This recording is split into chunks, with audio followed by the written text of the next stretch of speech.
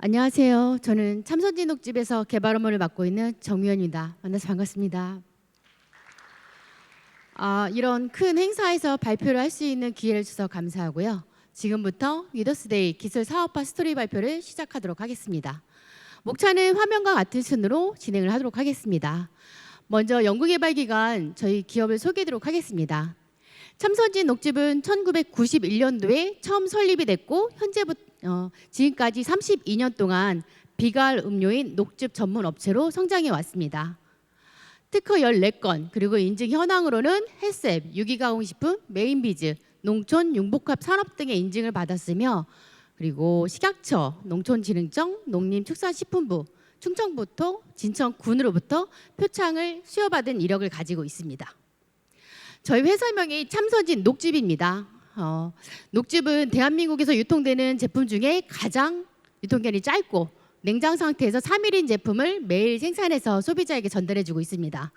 화면에 보이시는 새싹보리 그리고 새싹귀리와 같은 새싹 제품을 주력으로 해서 매일 21품목의 제품들을 생산해서 소비자에게 전달해주는 기업이라고 생각하시면 되겠습니다. 이 밖에 한방이라든가 과일을 이용한 제품들도 생산을 하고 있습니다. 말씀드린 것처럼 저희는 새싹보리를 주력으로 하는 회사입니다. 그래서 개발 단계를 간략하게 설명을 드리면 먼저 농업기술진흥원으로부터 종자를 구매를 합니다. 그리고 이거를 대량으로 생산할 수 있는 원료곡 재배 농가에 전달해주고 여기서 생산된 원료곡은 다시 시설재배 농가에 전달이 됩니다.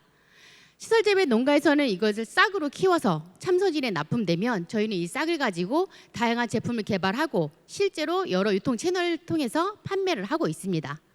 기업은 농가의 계약 재배를 통해서 안정적인 원료를 받을 수 있고 농가는 기업과의 계약 재배를 통해서 수익 증대와 고용 창출들이 이뤄지고 있습니다. 그래서 말씀드린 새싹보리 이외에 밀싹, 새싹귀리, 팥, 순 등을 가지고서 화면에 보이시는 제품들을 현재 판매되고 있습니다.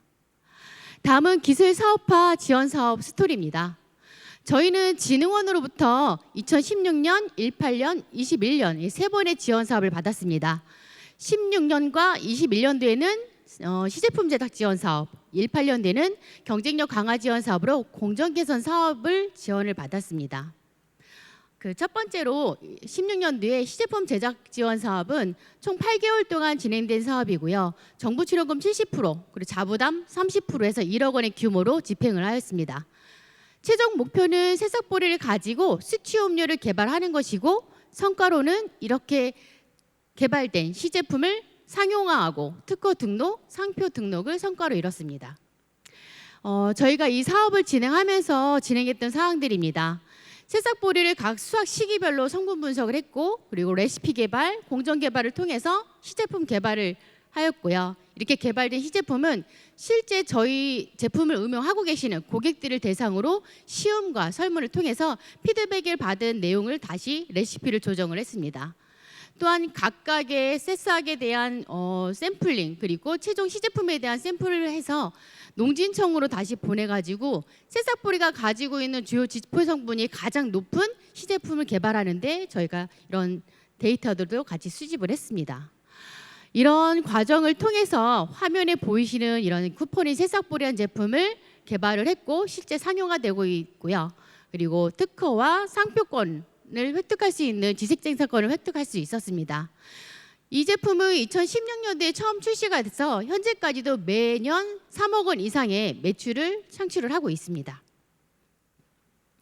두 번째 사업은 18년도에 받은 공정 개선 사업입니다. 총 3년의 사업이고요. 이 사업의 목표는 설치 변경, 공정 개선에 따른 설치 변경에 따라서 대량 생산으로 시장 확대입니다. 대부분의 사업들은 정부 출연금 그리고 기업 자부담 이렇게 해서 운영이 되는데 이 사업의 특이성은 민간 기업이 별도로 투자를 해야 되는 거고요. 두 번째는 목표 성과가 있습니다.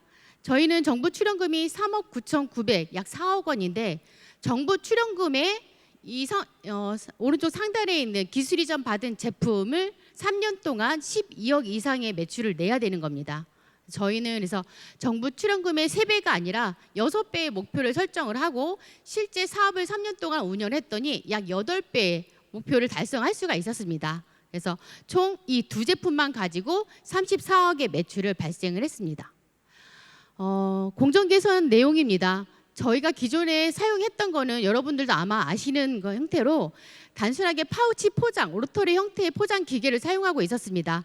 그러다 보니까 생산성이 떨어졌고 이 지원 사업을 받음으로써 저희가 파우치가 아닌 병용기로 변경을 하면서 용기 투입부터 최종 제품을 자동으로 정렬할 수 있는 스티커까지 전 공정을 자동화 형태로 지원을 받아서 변경을 했습니다. 그래서 크게 반으로 나누면 파란색 쪽은 정부 지원 이 사업을 통해서 받은 설비, 그리고 오른쪽에 있는 것들은 그 부족한 내용들 참선진에서 별도의 자비를 투자를 해서 총 사업이 11억 원 규모로 진행을 했습니다. 앞서 말씀드린 것처럼 참선진이 이 3년간 이 두 가지 제품을 가지고 34억의 매출을 낼 수 있는 큰 이득을 받은 사업이라고 볼 수 있습니다. 그런데 저희 기업만 어떤 혜택을 받은 게 아니라 저희가 받은 혜택은 곧 농가의 혜택으로 돌아갔습니다. 화면의 왼쪽을 보시면 농민이 보리를 그냥 종자로 팔게 되면 1,100원에서 1,300원 정도의 가격을 판매를 할 수가 있습니다. 근데 이렇게 판매하지 않고 이걸 싹으로 키워서 판매를 하게 되면은 약 6배 이상의 고부가 가치를 농민이 창출할 수 있고요.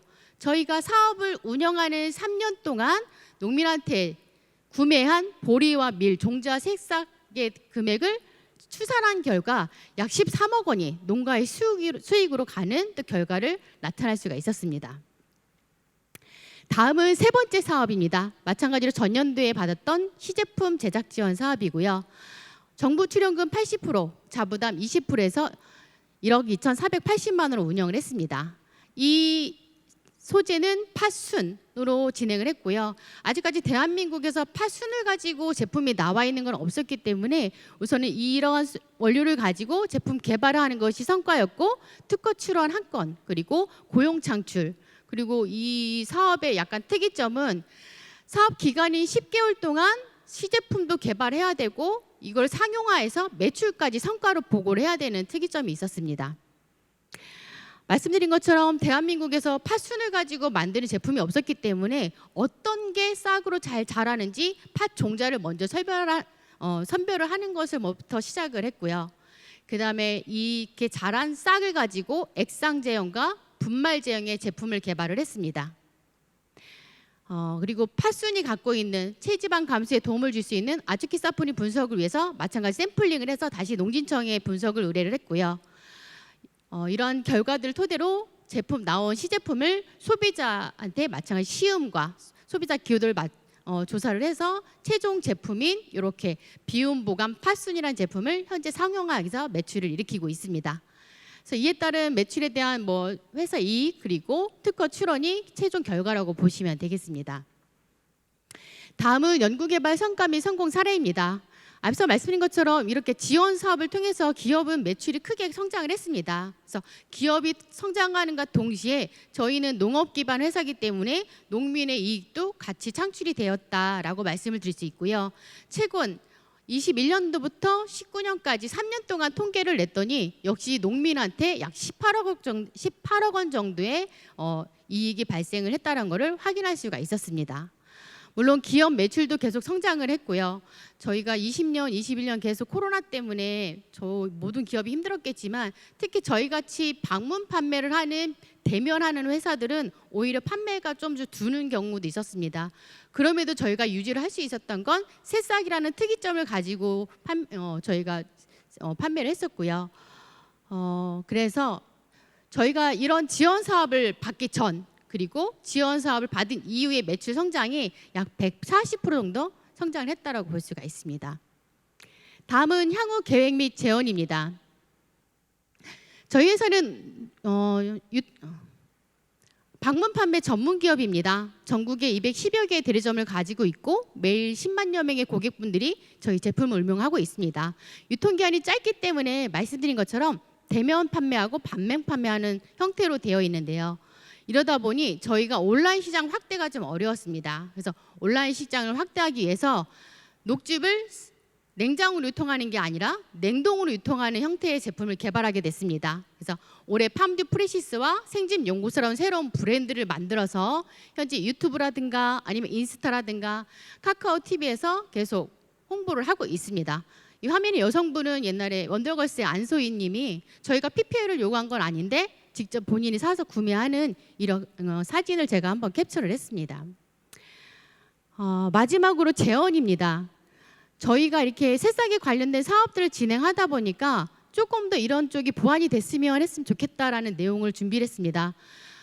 첫 번째는 농민한테 스마트팜을 지원해주는 사업들이 있었으면 좋겠다는 생각을 했습니다. 그 이유는 올해 유난히 비가 굉장히 많았고 그리고 덥기도 하고 그러다 보니까 오른쪽 사진에 보시면 가운데 저희가 직접 운영하는 신선초 농가인데 폭삭 망했습니다.